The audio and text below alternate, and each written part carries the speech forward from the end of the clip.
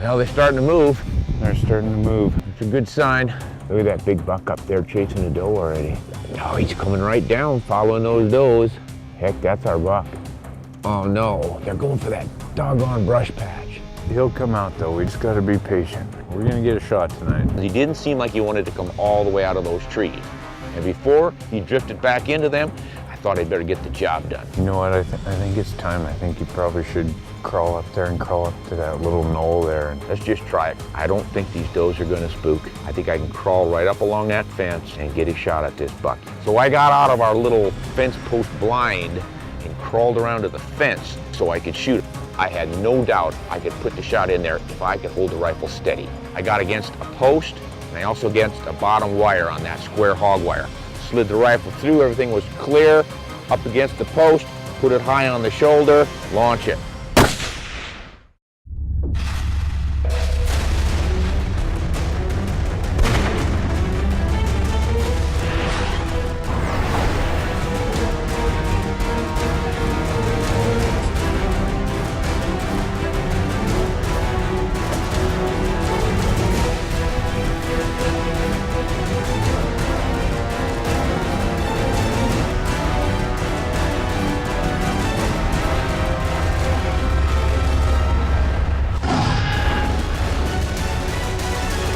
Winchester's World of Whitetail. We're not in Kansas anymore. Host Ron Spomer has traveled to the heart of the Northern Rockies, outside Kalispell in rugged northwestern Montana, to tap into the widening vein of trophy western bucks on this Winchester World of Whitetail. I love to hunt Montana for many reasons. You know, the beauty of the country is definitely one of them, and the abundance of game is certainly another. It's the fourth largest state in volume, and it has only about 980,000 people living in it. There's probably more game here than there is people. This area of Montana makes it a great place for whitetails. We have a lot of hawthorn brush, we have timber that the deer can take cover in. In my estimation, a guide is someone who knows not just the animals and their behavior, but the land itself. And when you can hunt with a guide like Jay, who grew up on a ranch of this size and has hunted it since he was probably 7 or 8 years old, I mean, that is a huge advantage. We typically hunt whitetails that are a mature deer. We try to concentrate on the 4.5-year-old deer. Jay pretty much knew the travel routes of these deer. Now, were I hunting by myself, I would be glassing, seeing deer, moving closer, figuring things out that way. Well, here Jay pretty much knew they're going to come up this canyon or over this ridge, and we'll get there in the dark to intercept them. Pretty much a classic stand hunt. The top end of the bucks here are 150-inch class deer. That's typically what we're going to be hunting, somewhere between a 135 and 150-inch deer. Most of us think of whitetails as a lowland, rolling farmland, Midwest kind of animal. I think most folks who love whitetails and like to experience the full breadth of whitetail behavior need to come to a place like this and see and hunt whitetails in Rocky Mountains. Spomer's hunt for trophy western whitetail has brought him to veteran northwestern Montana guide Jay Pribble and the expansive hunting grounds of Northern Rockies outfitters. And if you're going to hunt whitetail in the Rockies, be prepared to hike and climb, as Ron does as he and Pribble head to where Jay has been spotting a big 5-point buck. This is the perfect position. The wind is just right and we're above. We lucked out with the north wind this morning. Hey, there's something on the horizon up there. Looks like a buck coming right over the horizon in that saddle. He's so. Yeah, he's just a 4x4. Couple of does coming out down there by that cottonwood tree. Oh, there's a buck coming up behind him. Oh, just an average 4x4. Oh, they're running though. He spooked them or something.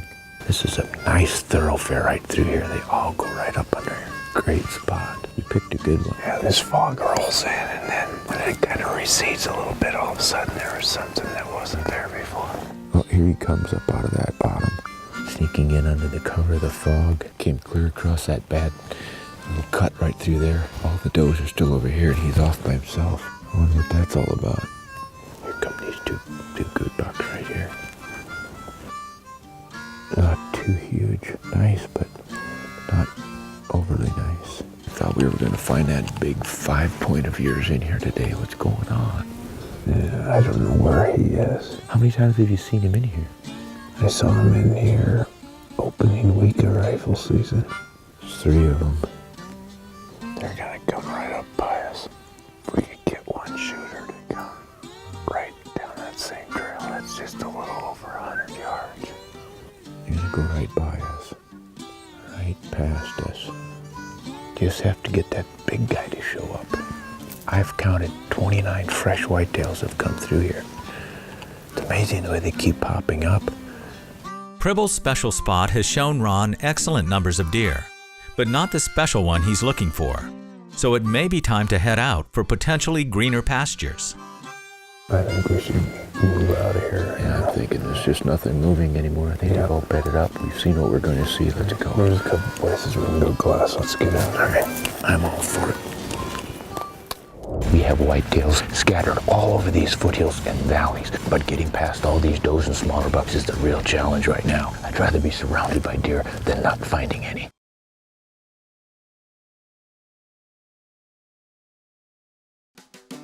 Once thought fit only for grazing, western lands have been altered in recent decades by the advent of irrigated crops, and that change has had a definite effect on whitetail. Human activities on the land often results in decreased wildlife populations. Not here. Irrigated agriculture in the dry west provides rich forage for not only pronghorns and mule deer, but whitetails. These animals out here will camp on that alfalfa field 24/7. They've got all the food they need, and because it's big, flat, and wide open, predators like coyotes and mountain lions have a really hard time catching up on these whitetails. So we've got whitetail living the high life out here in the west, thanks to agriculture. The morning hunt showed Ron plenty of deer, but no bucks of the size he's after. Now, he and guide Jay Pribble make a move to an area they hope holds more promise. This is Montana whitetail hunting at its finest. We have whitetails and mule deer scattered all over these foothills and valleys. We're coming up to get in position for deer to come out of the hills. They're already out. So now we're having to maneuver around to try to get in here without spooking them. So we're going to try to work our way up these little hills and these little pockets of brush to get in position to intercept some of the bigger bucks coming off of the big mountain. But getting past all these does and smaller bucks is the real challenge right now. But boy, that's the kind of challenge I like. I'd rather be surrounded by deer than not finding any. Gee, there's 9 of them up to the fence that ran off. There's another one bedded down there, so there's 2 more. Oh my gosh, so many deer around here. We're just gonna go around here. There's a flat spot. We're just gonna barely go around this corner. Okay.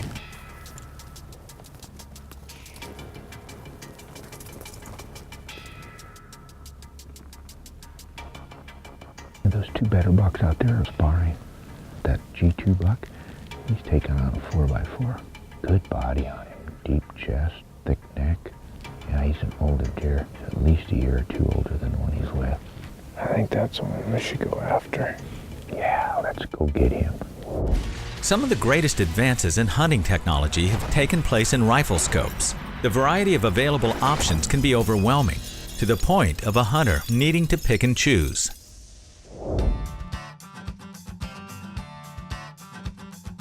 You know, rifle scopes, everybody has their favorites. These days, it's always zoom, zoom, zoom. A 5x zoom range, for instance, on the Z5 scope that I was shooting on this rifle, that thing goes from 3.5 to 18x. Now, 18 power is a lot more than you need in a rifle scope for most shooting, but having it there sometimes comes in pretty handy. But here's the downside of shooting at those big magnifications. You've got zoomed in on that target, but if you make a bad shot or miss him altogether and he runs, you're going to lose him in that tight scope. So I like to back it off so you're able to see a little bit around the animal. If he runs, you've got a chance to lead him, and when you come out of recoil and he's moved, you've got a bigger field of view to see him in, so you can find him again. Sometimes you can maybe take advantage of a 15 or an 18x, but most of the time, somewhere down around 8 to 10x for a long shot is all you really need. The right size and age buck has been spotted, but there may be too much of a good thing, with a large number of deer making it problematic to stalk in the dying light. That's definitely a mature deer. Boy, he's got a fat belly on him. He's got some character. Gosh, there's 50 deer out there. How are we going to get past all these? We could try going back over this ridge, get down to that fence. We can maybe make it up there closer to him. Yeah, let's go get him. Sounds good. The challenges on this hunt were a little bit different than I came in expecting. There were more deer than I thought I would see. In fact, there were so many deer that one of our biggest challenges was getting past them. Now, how do you stalk when you've got that many eyes and ears watching you? It makes it pretty difficult to stalk that buck. That doe's looking right at us. There she is. The other doe looking at us right there. If we spook them, they're gonna spook those bucks. And I just don't think that we can get close enough with all these deer out here. What surprised me was the inability to do much stalking just because of the great number of deer. Man, if it hadn't been for those does, I think we could have made it. I think so. We sure could have. That was a nice little stalk. What do you think will happen in the morning if we leave them alone? We'll just have to check what the wind's doing tomorrow, and we'll pick our best spot for tomorrow. Let's do that then. I think we better call our quits for tonight and back off before we get surrounded by deer and can't get out of here. I hear you. Okay, let's get out of here. Deer everywhere. I am so impressed with the numbers of whitetails you have. It just makes hunting them that much more difficult, though. The only thing I'd like to see are a few more 6x6s. Well, they're starting to move. It's a good sign. Look at that big buck up there chasing a doe already. Oh, he's coming right down, following those does. Heck, that's our buck.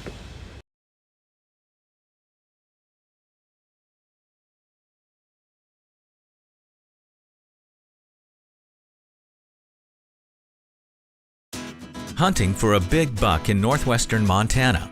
World of Whitetail host Ron Spomer reflects on the role of trophy hunting in modern deer management. Trophy hunters these days get a bad rap. It's all nonsense. Trophy hunting is not going out to shoot a big rack, throwing the deer away and just keeping his antlers, and it's not destroying the genetics of the herd. We are setting new records of virtually every species in North America almost on an annual basis. New world record elk, sheep, moose, whitetails, mule deer. We're just piling up new and better animals in the record books every year. The genetic quality isn't declining in the least. Nutrition is superb. As long as the habitat is good, we will continue to produce trophy animals. Trophy hunters don't just shoot for trophy antlers. The trophy part of it is the fact that you target one animal, usually an old, experienced, and intelligent and wary animal that's more difficult to hunt. So the trophy is the hunt itself, but by limiting ourselves to an old buck, we make it much harder on ourselves for the hunt. So for me, the fact that I'm able to take an experienced, older animal that's more difficult to hunt and not just shooting the first one I see. Trophy hunting is not some weird thing that wastes the species. You know, the only thing better than getting to hunt whitetails all fall? Getting to hunt them in a brand new Ram Outdoorsman truck. Now here's a crazy good storage idea. You know that old wasted space over the wheel wells on both sides? This Outdoorsman has put them all inside of this nice waterproof, rubberized gasket. You can stick your guns in there, you can put some dog food in there, you can haul just about anything in that space that you need to because it's going to stay dry. Keeps a lot of gear locked and out of sight. Perfect for handling firearms. Having called the hunt on account of darkness the night before, Ron and guide Jay Pribble are back in the field, but the big bucks seem to have moved on. Yeah, I'm afraid this is that broken antlered one. I think that's probably from the drought. It's just so dry and everything. The horns are brittle. Nicest one we find, and he's broken off an entire antler. That's too bad, because that'd be a nice deer. I think that's a product of the rut, because I saw it in Kansas last year. They had a really bad rut there. All the bucks were broken. On that hunt last year in southwest Kansas, we saw virtually every buck with broken antlers, and not just a piece of a tine here and there. Sometimes whole racks broken off. There's two bucks over here that are doing a little extra. Yeah. One looks pretty decent, but he's got half this rack broken off. I've seen, I think, two bucks so far that don't have something broken. Something's harder than the antlers, that's for sure. Yeah. All these big bucks had their antlers broken off. I have never seen so many mature whitetail bucks, and they all have their antlers broken off.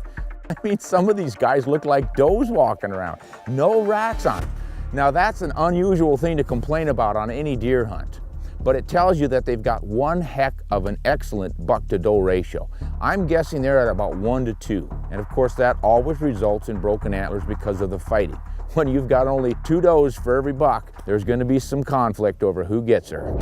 The challenges here in northwestern Montana have been broken tines, open terrain, darkness, and, ironically, too many deer. But the pieces may now be falling into place. Here's our challenge for this evening. Jay has been seeing whitetails bedded way up this draw.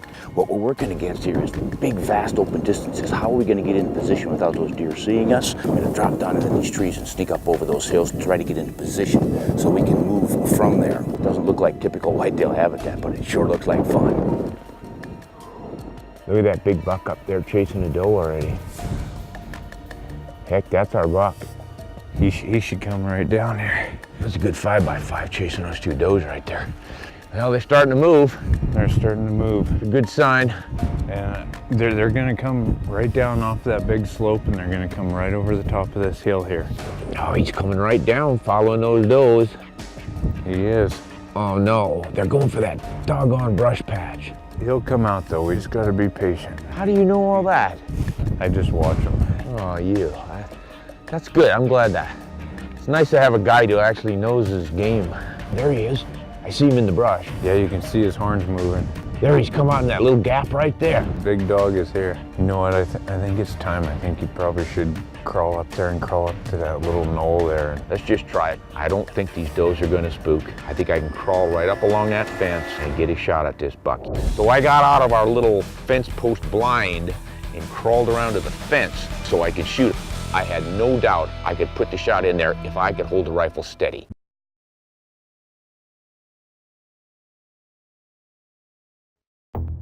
Having made all the moves and tried all the strategies, guide Jay Pribble and World of Whitetail host Ron Spomer now have their buck coming toward them, as Ron thinks about moving out to meet it. It was absolutely gorgeous the way this deer showed up. There was a lighted ridge. The sun had just come out after a little rain shower, and over that ridge started to come deer. And this guy came over looking tall and handsome, and we knew that was the one we were looking for. Oh, look at the rack on this one. Look at him coming over the top. Look how high that thing is. That's a buck. If he comes down here, I'm going after him. So he comes now off the mountain, and I'm thinking, this deer is never going to make it all the way down here. He's got to come like 600 yards. But when they got into this little thicket of hawthorns and they disappeared into it, they didn't come out for quite a while. Yeah, they're in there, man. We just got to be patient.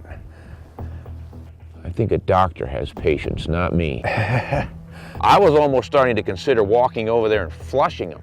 Well, fortunately, this time we didn't have to do it. He did come out. And I think the reason why was because a younger buck from this group over off to my left worked his way over to that other bunch of does to check him out. He was starting to rut a little bit, and I think the big guy up in the bushes wanted to keep track of him. Look at over here to the left. There's a little buck, and he's headed towards that group of does.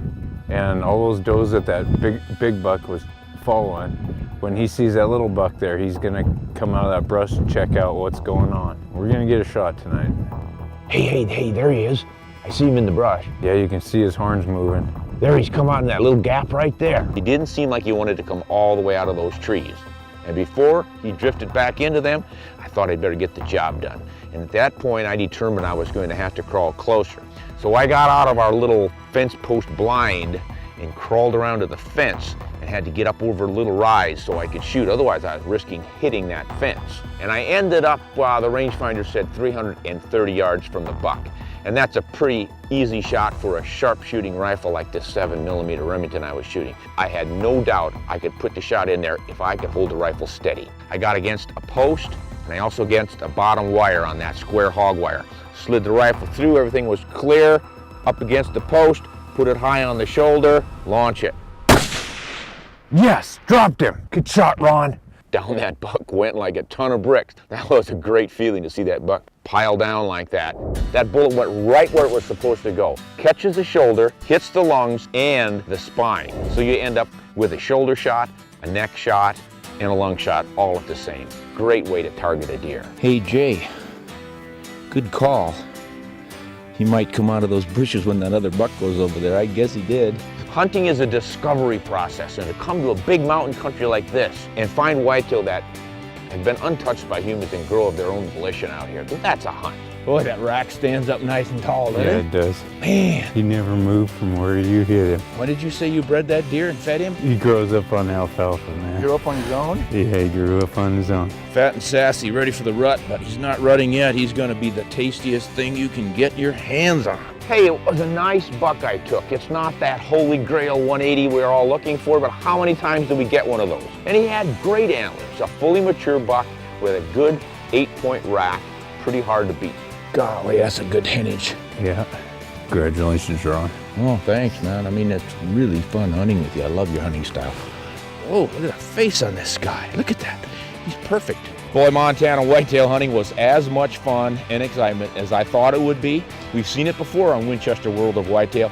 Whitetails will adapt to their habitat and do whatever they have to do. And in mountain lion country, they stay out of the brush most of the time and stay out in the open. So be ready to change your hunting tactics for whitetails in Montana. I don't know if a lot of people don't realize that a deer doesn't necessarily know a crawling human is a human. Human, right. They don't think you're a coyote, or Yep, if you go slowly enough, who knows, they might even think you're another deer. right.